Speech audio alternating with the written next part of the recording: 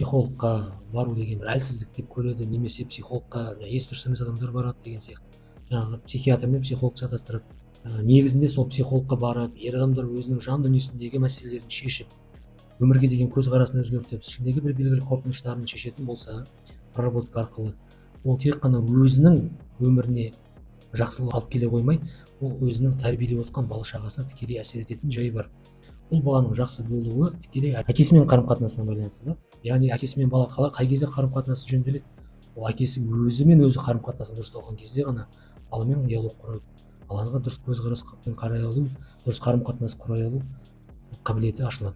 Неге? Себебі адам өзінің ішінде белгілі бір қиыншылықтар, күйзелістер басынан кешіп жатқан жағдайда айналасындағы адамдармен міндетті түрде тіл табыса алмайды, қарым-қатынас құра алмайды.